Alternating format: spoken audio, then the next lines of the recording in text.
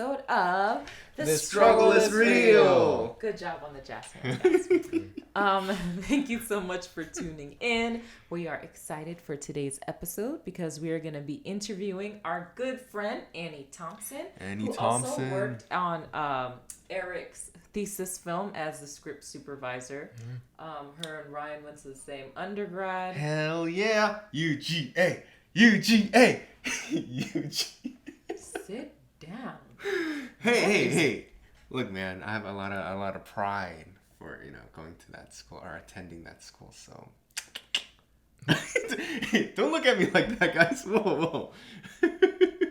Okay. This is why it's so easy to pick on him. Why do you do these things, Ryan? Hey, man. I'm not just gonna address. Okay. Just leave it there. Okay. Cool. So before we jump into, God damn it! All I hear is Ryan going UGA. Stop, man. Oh God. Okay. So before we jump into our interview, of course, we are going to do our topic of the day, and I'm just now realizing I did not introduce myself. Hello, I'm Mahalia Torchu, your host. I'm Eric Francisco Medina. And I'm Ryan Pack. Okay, cool. Now that you know who we are. Yes, topic of the day. Since Annie is a script supervisor, let's talk about shows where we found inconsistencies. Like continuity issues. Yeah. Now, it is worthy to mention, it is not always a script supervisor's fault when things are not put in a certain order. Right. There's a lot going on behind the scenes that people don't know about. Or in the edit room. The script supervisors, their job ends on set. Right. Once you go into post, they have no say. There's nothing they can do. And usually it's the biggest priority for the editor. It's always performance. And the director, I guess. Yes. So if stuff doesn't look right but performance is the best, you go with performance. So do not blame. Especially in comedies. Yeah. Comedies is where you'll find the most inconsistencies because it doesn't matter what's happening in the scene as long as it's funny. Also, usually comedies are multicam, right? I mean, no. Usually, well, it depends. You have single if it's camera. a sitcom, it might be a multicam. Right, but if it's like a feature, it might be single gotcha. camera. But you also have single camera comedies. Yeah, you do. Single Grace camera. and Frankie is a single cam comedy. Right. I thought that was a multicam. Grace and Frankie? No. I was confused with the show. Yeah, okay. that one.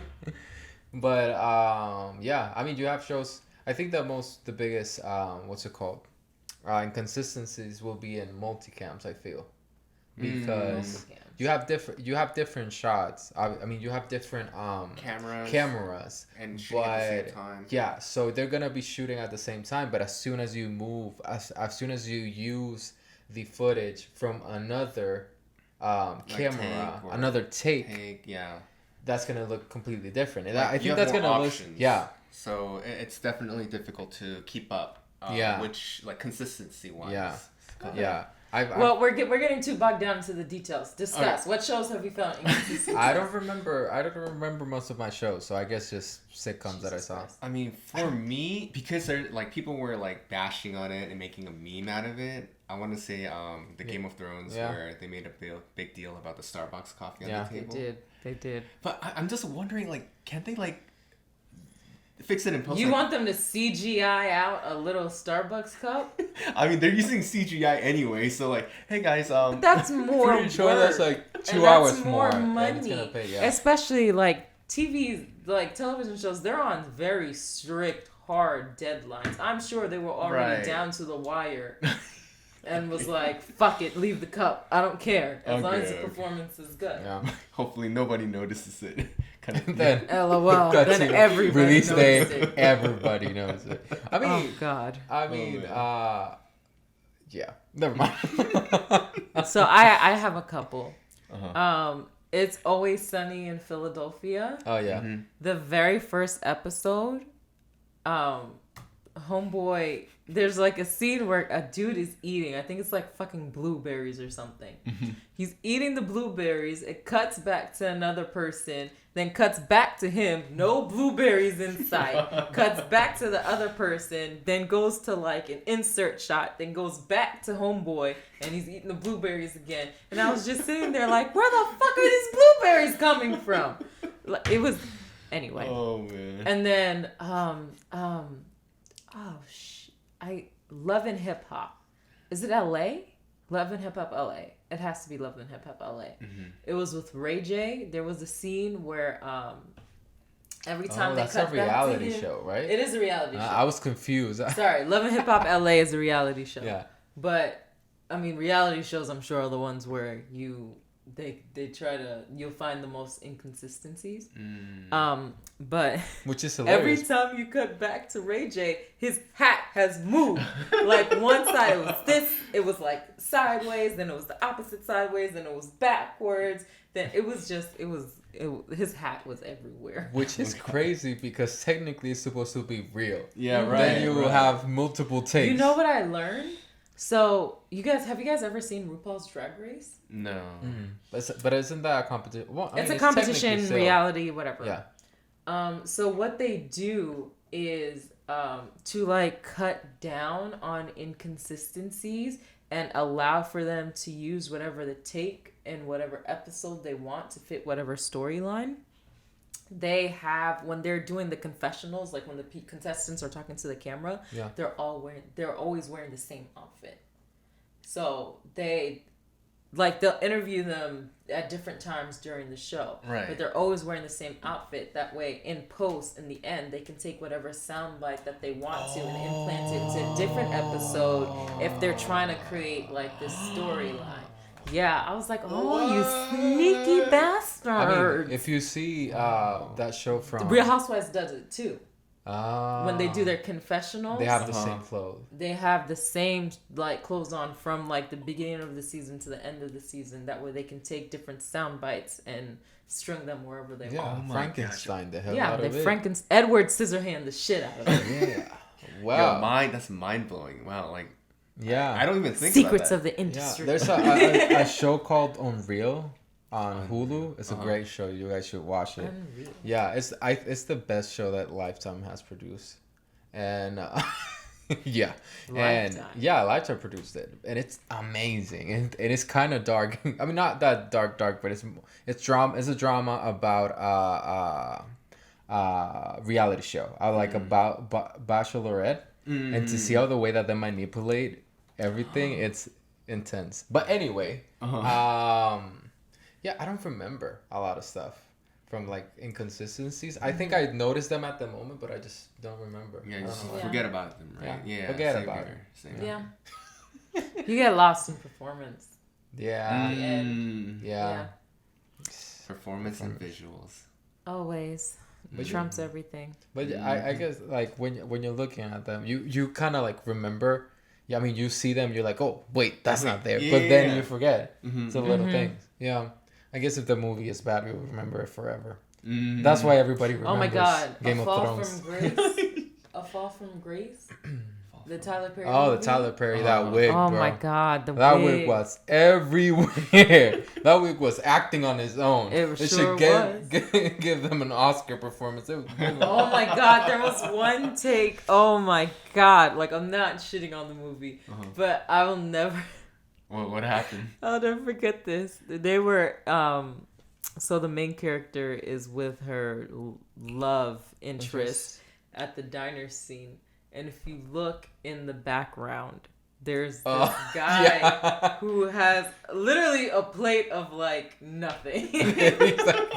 But like he takes a fork full of nothing and eats it. And you're like, what the fuck are you doing? That's performance, guys. That's getting into character. I laughed so much. I was like, sir, you're not actually eating anything, sir.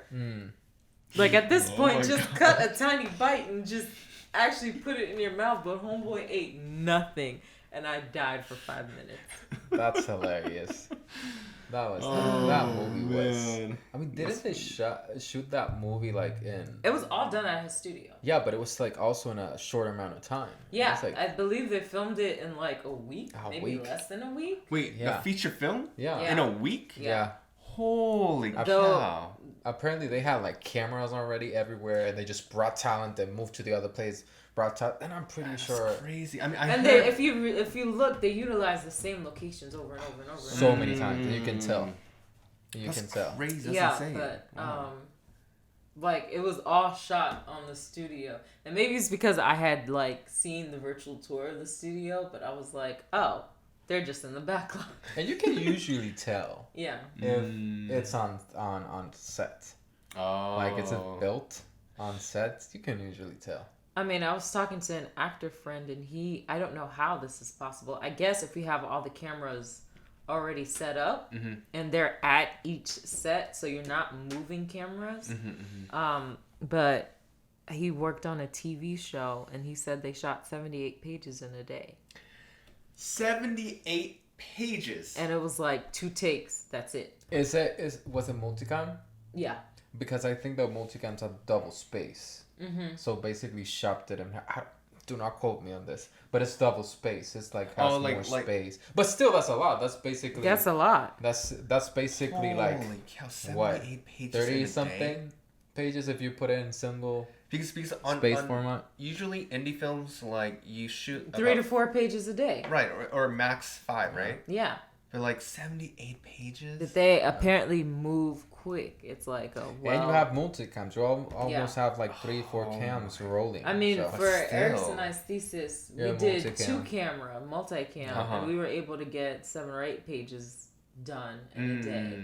But I mean, we obviously took our time with lighting, blah blah blah blah blah, performance. It was a lot. But if the lights are already set up, you get in and roll, I guess. But I mean, that's still fucking crazy. Yeah. Yeah. That's I can't imagine. I don't regret much about my thesis, but I would like to do it with a single camera. Single camera, yeah. Because I mean, we had so many factors: money. Also, time. Our scripts were long, and we had to do them in a very short amount of time. So time was not of the essence. We literally just had to get. Yeah, you couldn't be. Yeah, for me as a director, which is great. I love working with people, but I know that for Mahali too, you have to rely a lot on others people. Right. Especially with stuff like continuity, and that's why we have our amazing guest today, which is phenomenal. Her and Anna had 2 script continuity for each camera, and they were perfect. So Annie was great. Yeah. So let's read Annie's bio real quick. Annie Thompson is a script supervisor based in Atlanta, Georgia. She graduated from the University of Georgia in 2019 with a degree in entertainment and media studies and worked on several student sets while there. Calm down, Ryan. She spent time in Los Angeles interning for both Aperture Entertainment and HRI Talent Agency, and she attended the International Cannes Film Festival in 2017. Since graduating, she has worked on several short films and recently completed her first feature film as a script supervisor, which she has chosen as a career path in order to learn both the creative and technical skills to write and direct. So without further ado, let's call Annie. So Annie, thank you so much for being here, by the way. It's always a joy to see your face. Oh, thanks for having me. So before we jump into the interview, tell us a little bit about yourself. All right. So I am a, recently new filmmaker. I am a script supervisor based in Atlanta. I graduated from the University of Georgia in May 2019. I graduated from a film program. Ryan, you can't see him, but he's doing some hand gestures. UGA. Calm down. Yeah. Good dog, baby. Okay, but so the program at my college was recently developed in the past 5 years. It was changed a little bit for the purpose of, being in touch with the film industry in Atlanta. So there are a lot of filmmakers going to the University of Georgia, obviously. So this program was developed for that reason, film production specifically, not just film studies. But I did a little bit of both, got my hands on both, but I loved my experience there. I worked on a bunch of student films there, tried out a bunch of different jobs, everything from producing to being a first AD, to being a production designer, to being a PA. Did everything there, which I'm really glad I had that experience there because it allowed me to get my hands on stuff before, I was thrown into the real world. So I kind of had a sense of what I liked to do while I was there. And then also when I was in school, I had the opportunity to go to LA one summer to do a couple internships there. So I got, the LA side of it. Right. Because my whole life I've lived in Georgia. I'm from Roswell, Georgia, now living in Atlanta. So, I just got a little taste of Hollywood. And How'd you like it? Did you like it? Yeah, I loved it. It just was a total culture shock. It's totally different in LA than it is here. The people are different. It's like being in a whole other world. Yeah. So what I learned there was that everybody who is in LA is there to work. Everybody's there is there to be in the industry, to work, which is awesome because everybody has the mentality of, wanting to be successful in the industry and work. But, I'm just from Georgia. I like the community here better. But I did really appreciate my time there. I worked for a talent agency and a production company. So I was doing script coverage for the production company, reading scripts, giving coverage. So that was cool, getting to give my own opinion on them. Because I didn't know that anybody really cared about my opinion. But it was cool that the CEO of the company would come in and be like, tell me what you like, tell me what you don't like. Right. Yeah. So that was the first time where my voice mattered, and I was like, oh, I loved this script. It's crazy how dependent they are on development interns who read and write coverage because the execs are so busy. They don't have time to sit down and read 10 scripts a day. So they're really heavily relying on you as a person to tell us, why do you like this? Why don't you like this? What should be fixed? And you're kind of sitting there should I have this amount of power? Should I really be the deciding factor right now?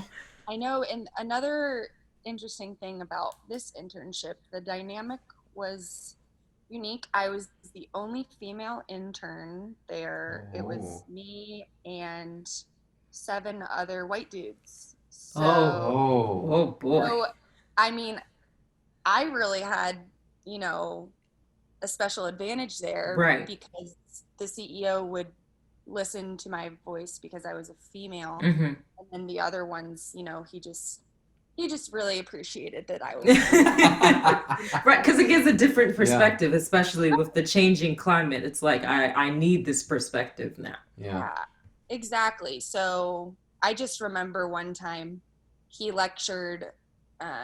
It was really eye-opening for me. He lectured the 7 guys and he goes, you're going to have to work 10 times as hard as her, even though she's going to have to work 10 times as hard as anyone else. So wow, that was really eye-opening here. Wow, that's crazy.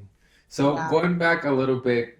Wait, she didn't finish her bio yet. Oh, right. Sorry. Sorry. I thought you were finished. My bad. That was pretty much it. So yeah, all the experiences I had in college, I also had a unique experience. I got to go to the Cannes Film Festival in 2017. That's crazy. International Film Festival in France. That was before I had worked on any student films or really learned about production or anything. So that was just kind of a magical time where did you get to go to screenings or what did you do there? Yeah, so we were treated as producers. So we had badges that said we were producers from the University of Georgia. But we just this was through your school. Yes. So it's wow. Yeah, very competitive program. Pretty much everyone in my major tries to go. So I was so happy that I was accepted to the program. And there was 30 of us that went, and I saw a total of 25 films in 12 days. So 2 or 3 films a day. Wow. And we would have to write reviews like we were film critics about I think like 8 or so films during the whole thing.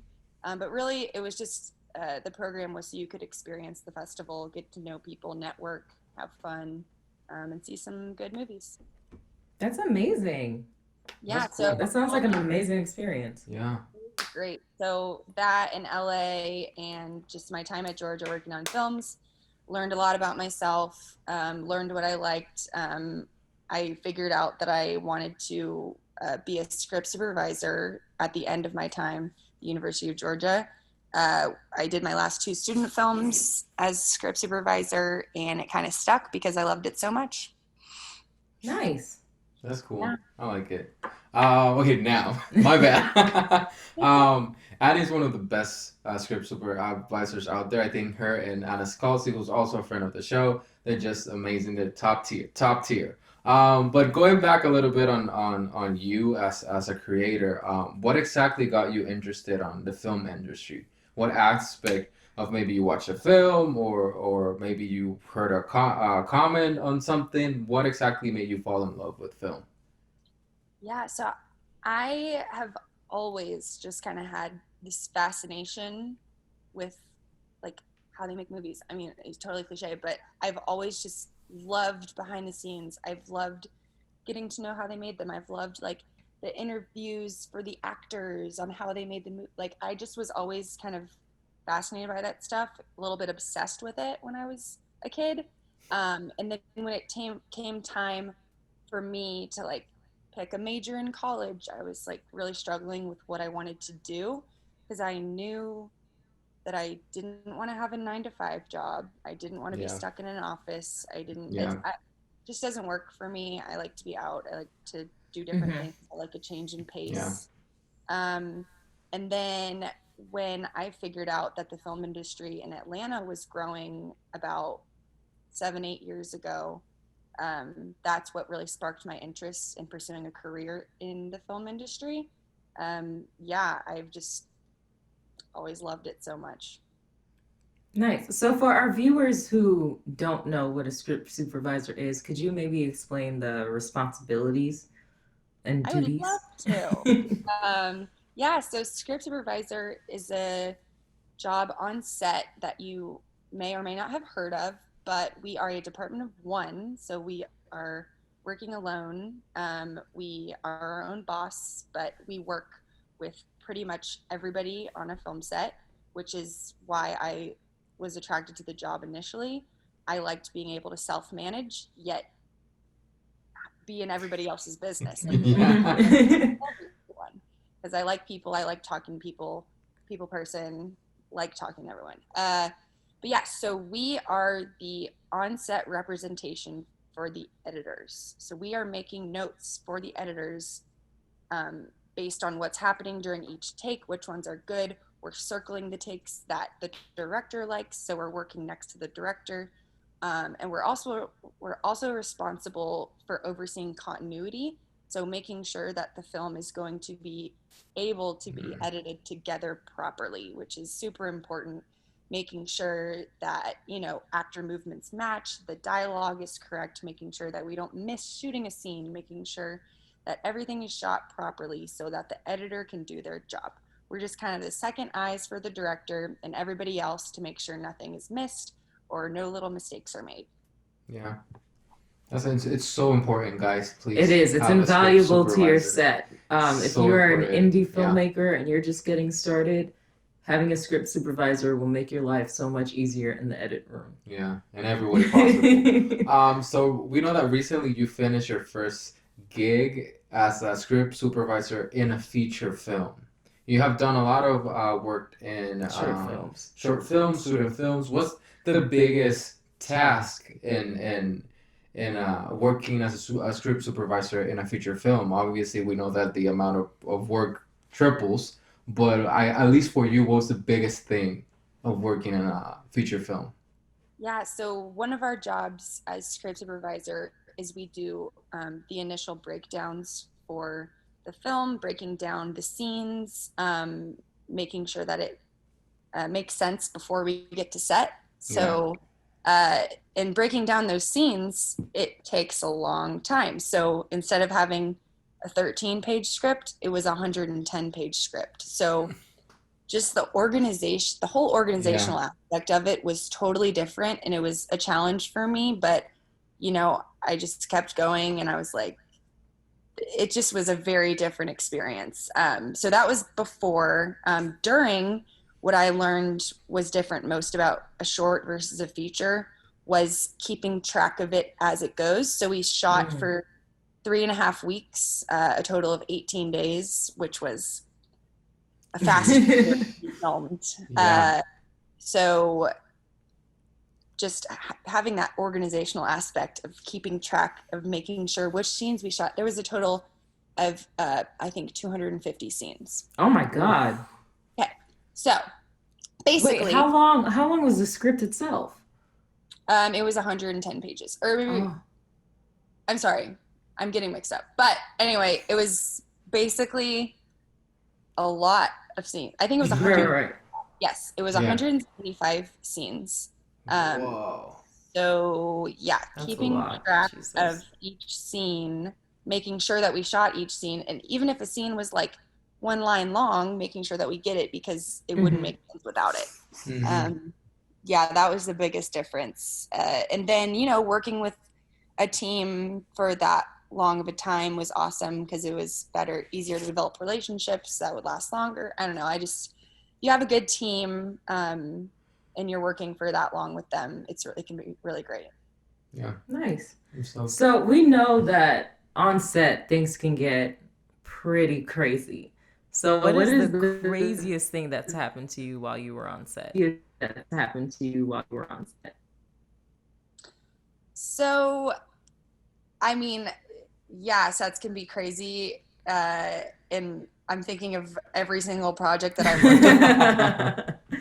There's something that has been crazy on almost every single one. I don't know, I just thought of like my favorite memory from working on a set. So I was a wardrobe PA I was just a day player on a feature film, and I got to work with the special effects makeup artist.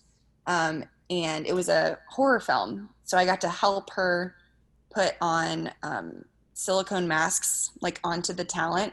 It was just really cool because I was like holding these silicone masks that she was like crafting like in the hour before they shot the scene, and I was like, oh my God, that was the coolest thing I ever got to do. And yeah, so now that special effects makeup artist like works on American Horror Story, and I'm like, that's so cool that I got to work. Nice. Yeah. That's so cool.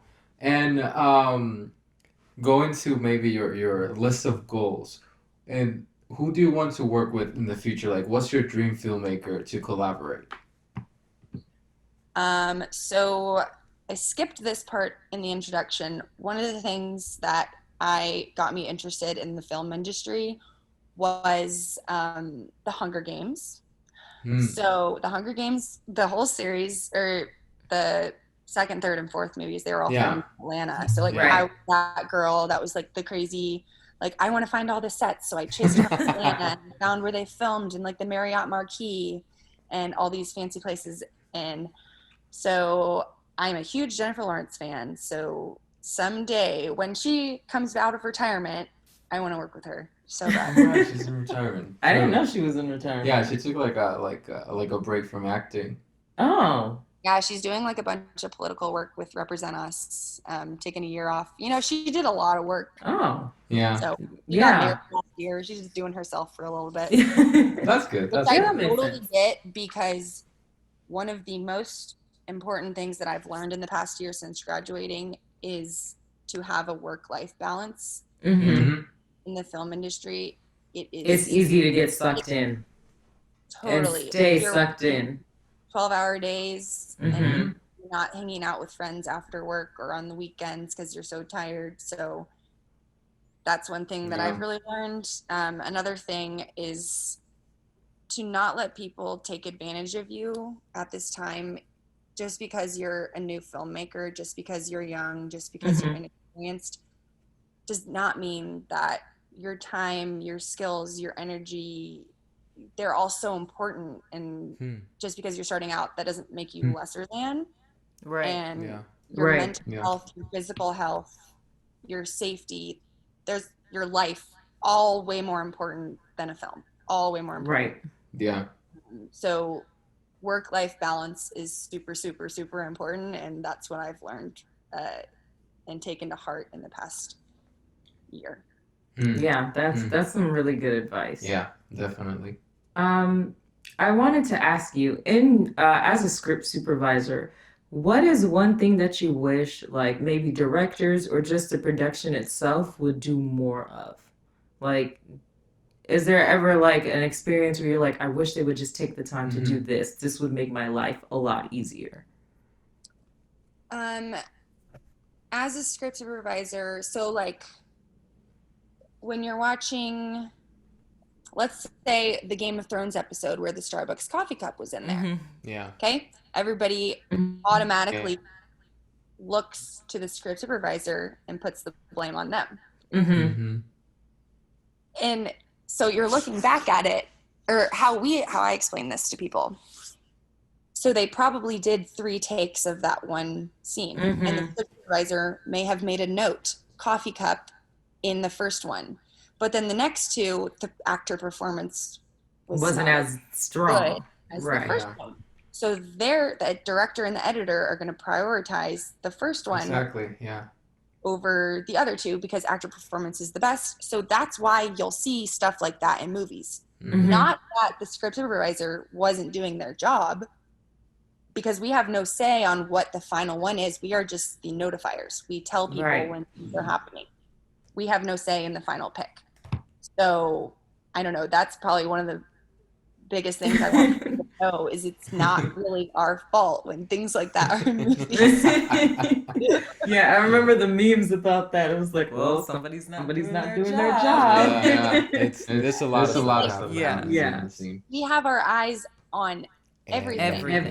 Everything. And so it's easy for stuff to slip like that, but everybody's doing their job. If everybody's, don't put all the responsibility on the script supervisor because it's impossible. So if you do your job, they can do their job better.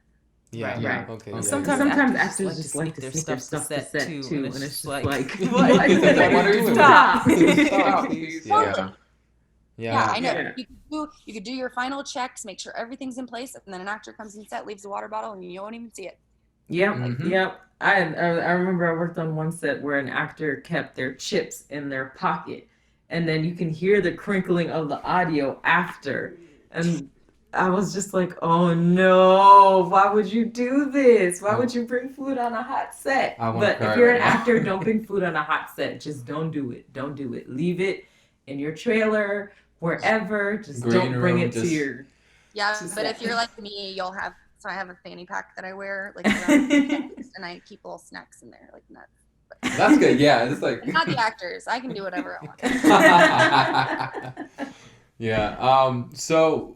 Talking about the whole Game of Thrones and coffee cup situation, usually us as creators, like editors and writers, when we see shows, like release shows on Netflix, ABC, whatever, we notice a lot of inconsistencies or mistakes. But you as a script supervisor, you have to have your eyes on everything.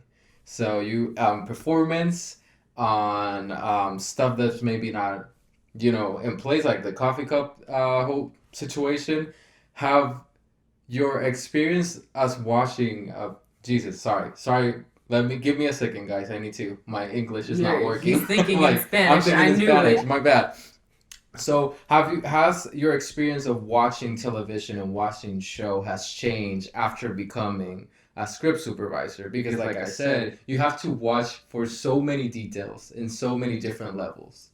Even I, as a producer, can't watch TV. Yeah, exactly. Anymore. But imagine a script supervisor that has to watch every single little detail. know. So what I do, I have a script supervisor brain, and I turn it off because I cannot enjoy anything without turning that brain off. If I want to turn it on, it's kind of fun because I learn so much, and I'm thinking, and I'm like, what shot is this? What angle is this? How many do they do?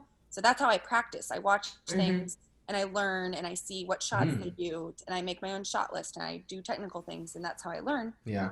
But if I want to enjoy something, just turn it off. Because I mean, on I have set, such a hard time turning it off. it's hard, but I mean, there's no other choice. Right. On set, as a script supervisor, your most important tool is your brain.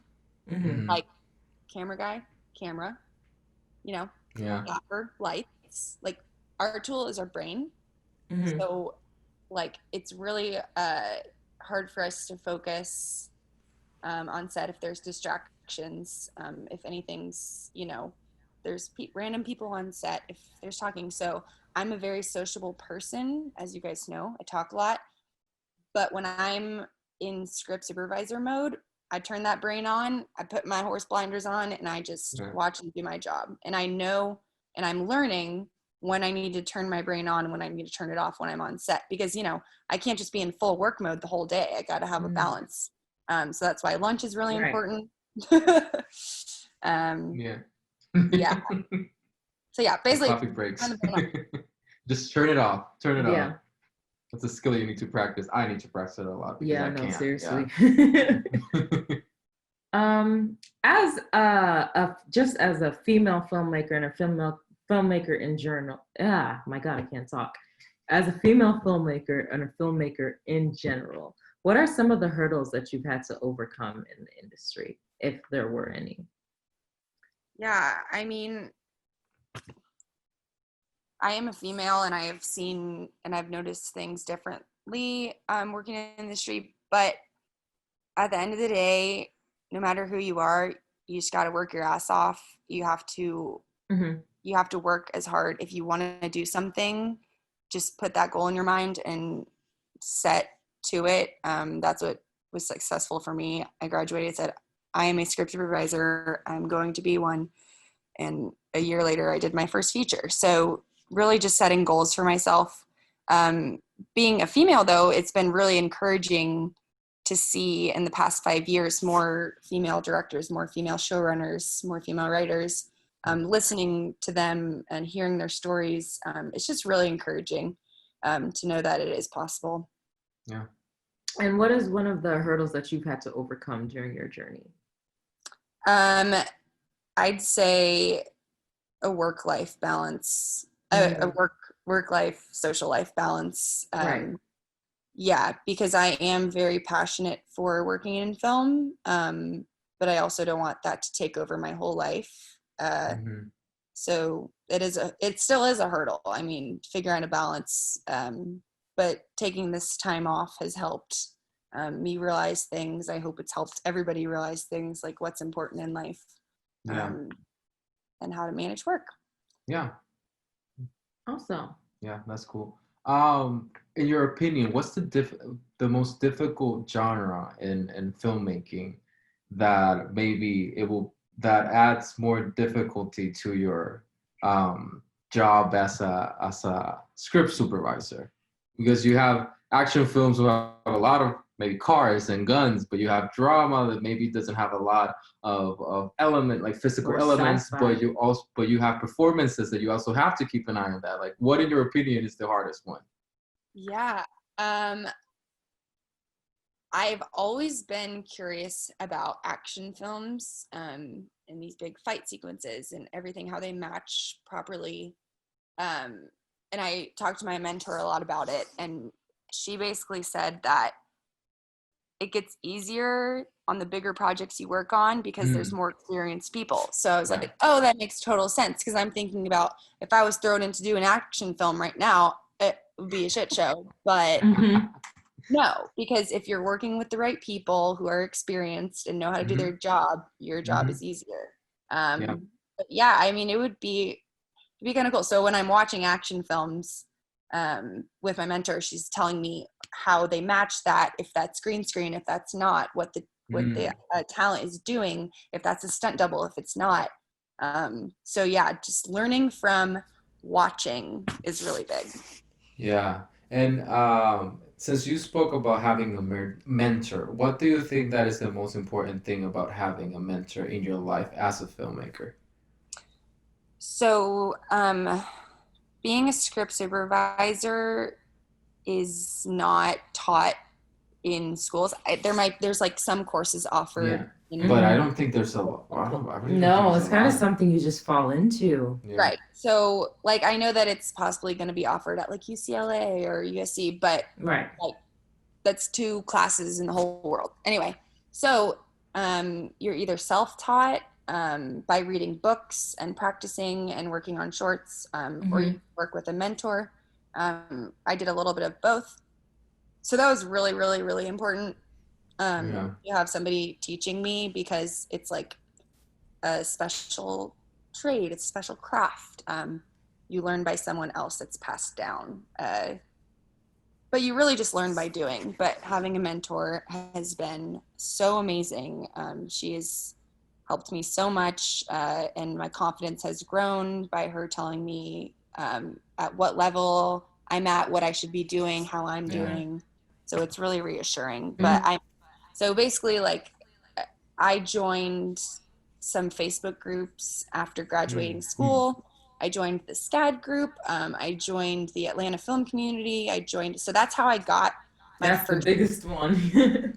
That's how I got my first handful of jobs, like total, like, volunteer. We need a volunteer script supervisor on this weekend shoot. No pay, but, and that's what you got to do. Copy, meal, and credit. Right.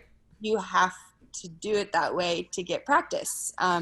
So when I got those jobs, I was so excited. It was hard explaining to my parents that I was working for free, but that's another story.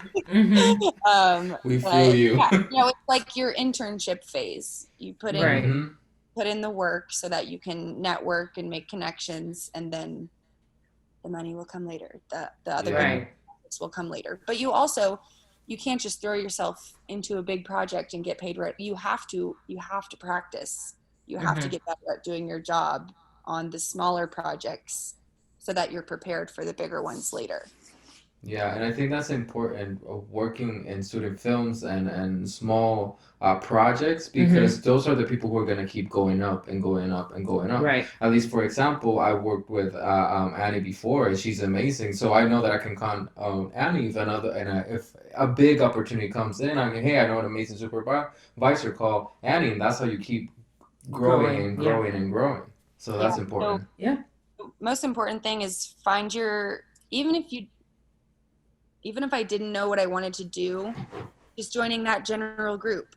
And then I figured out I wanted to be a script supervisor. So I joined the Georgia Script Supervisors Facebook group. And that's how I met my mentor. So finding a niche and finding where you need to be will bring you the contacts and bring you people that were like meant to be brought into your life. You mentioned before that there were some books that you read to help you learn more about the script supervisor role. Would you mind sharing with us some of those books? That way, if anybody listening wants to be a script supervisor, they can check out those books. Yeah. The first one you should read, and the best one, is called Beyond Continuity by Mary Cybulski. It basically just breaks down the whole craft, the whole job, tells you how to do it. She gives examples of her paperwork. So that's a really great place to start. Definitely would recommend reading this book before you attempt even doing the smallest script job, because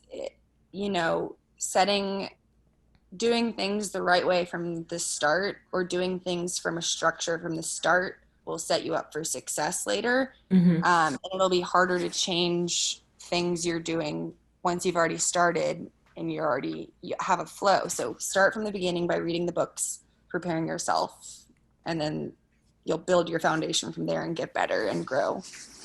Yeah, that's good. So remember that, guys. Annie, you have been a pleasure. This has been a great interview. But before you go, we need to ask you the most important question of our show, right, Mahalia? It is the important question. The most important. What is your favorite movie and what is your favorite show? Okay, so my favorite movie that I can watch every single day of my life, and it will never get old, and it gives me so much joy, is Easy A. With Emma Stone. Yeah, I like it a lot, that movie. It is so underrated. It is such a good movie. I also just love anything with Emma Stone in it. Crazy Stupid Love is my other favorite movie that I could watch on repeat all day, every day. So good. I know it's funny that whenever people ask me this question, I'm like, it's Easy A. And they're like, you went to Cannes and you saw these like sophisticated films. And I'm like, well, I love Easy A, so whatever. Yeah. And then my favorite TV show, I mean, I watch so much TV. I watch more TV than I do movies. That's okay. That's me. Yeah. I barely watch movies. I'm a TV person. Yeah. My favorite TV show would have to be American Horror Story. Ooh. Because I really tried to get into that show. I think I only watched like the first 2 or 3 episodes, and I stopped at the whatever episode where Homeboy was wearing the whole latex suit and was like, I'm lost. I'm lost. I'm good. Yeah, so I tried to watch it. I don't know. I used to not watch horror. Mm-hmm. I didn't like horror movies. I didn't like horror. I don't like horror.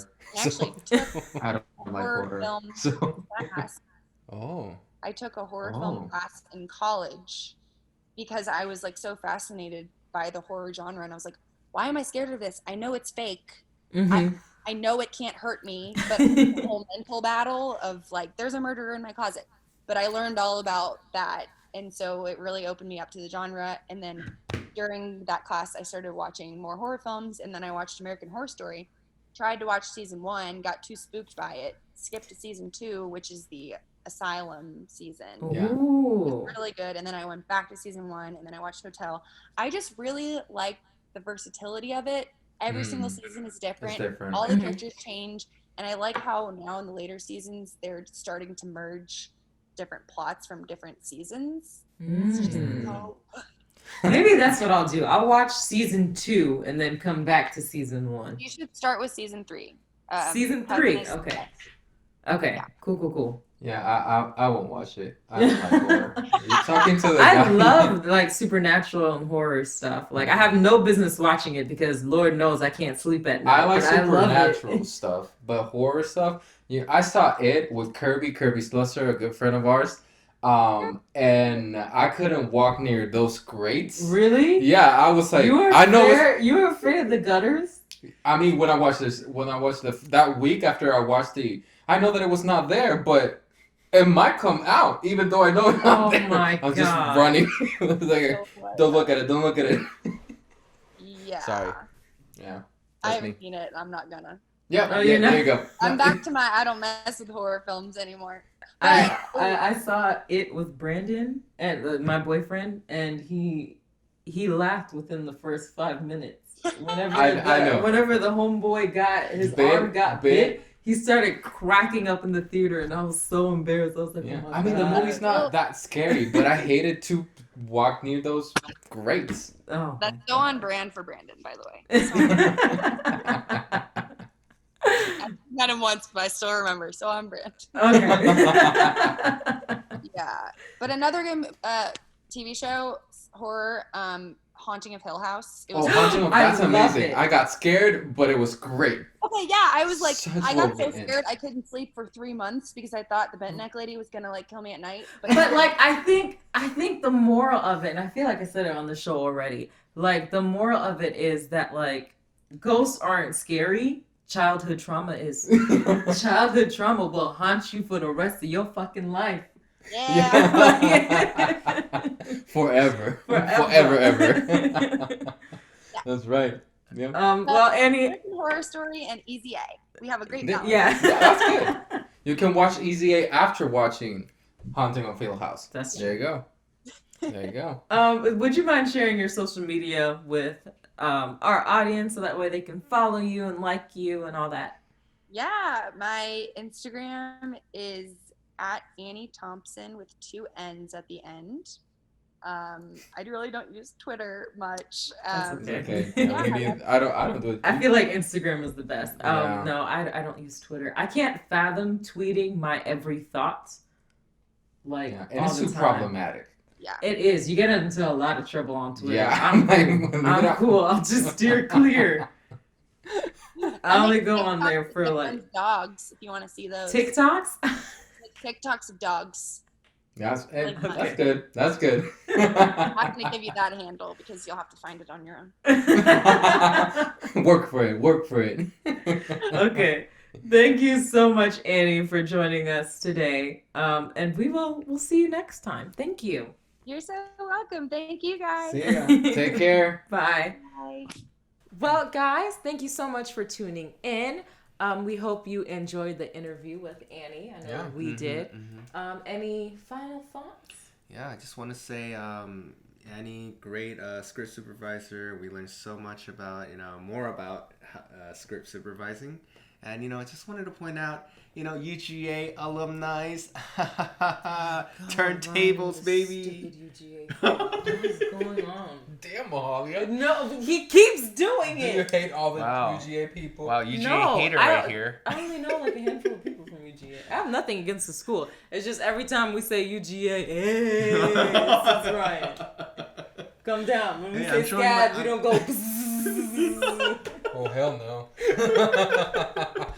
What the heck is that? Anyway, Annie was a great had a great conversation with us, and I think it gave us a lot of insight of what a script supervisor is, and hearing it from her that she's a great script supervisor is just And awesome. any editor will tell you that a script supervisor's notes is literally what makes their job either more complicated or simple as hell. Yeah, and I work with many script supervisors, and I can tell you that Annie and Anna Scalzi are the best out there. Those women are just Best amazing. of the best. Best of the best, yeah.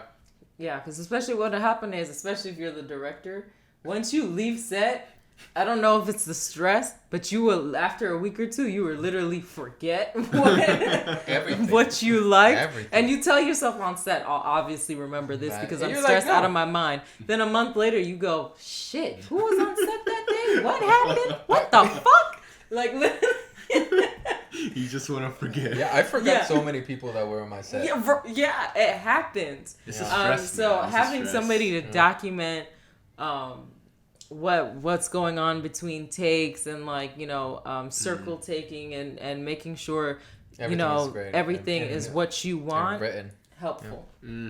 Extremely helpful. Yeah. Oh yeah. Also, if you're an indie filmmaker, definitely get in the habit of daily production reports because like I said, you will forget everything that happened on set like a month or two later, and sometimes you'll need to refer back to those. So definitely get in the habit of doing daily production reports. Oh yeah. All right, to close out, please leave us a review on YouTube, Apple Podcasts, Google Podcasts, Anchor FM. You can become a monthly subscriber. Don't forget Android users Castbox. Okay. Hey man, I'm an Android user, so I just Do know they not have Google Podcasts for Android users? well, they probably do, but I use Castbox. But just don't forget about Castbox. So basic. No, No, I'm just kidding. We are on Castbox. So definitely, if you prefer Castbox, look us up on that. You can become a Wow, monthly it's subscriber. ruthless. I know. It's because I'm hungry. I'm sorry. Oh, I'm hangry. okay, savage. Okay. I'm hangry. Jesus, what was I just saying? Yes, become a monthly subscriber. What are you doing? Wow. Oh, wow. That's nice. Eric just handed us Thanks, some Eric. snack. Wait, that was a small shirt. You know that I'm like Sorry if you hear me chewing. Wait, let me wait till after the show. I'm a real Hispanic. I got food tucked everywhere. He sure does. I got you guys. Oh, there's coffee in this. Okay, sorry, we're getting distracted. You can become a monthly subscriber, whether it's $1, $5, $20 a month. Anything helps us out. The more you support this channel, the more this channel can grow. Yeah, we'll just leave it at that. Oh, and don't forget to check out our merch store as well. That's it for today. Thank you guys so much for joining us. Ryan? And keep creating, people. Keep creating, people. All right, we'll see you next time. I'm Bye. going to devour this snack. Goodbye. Bye.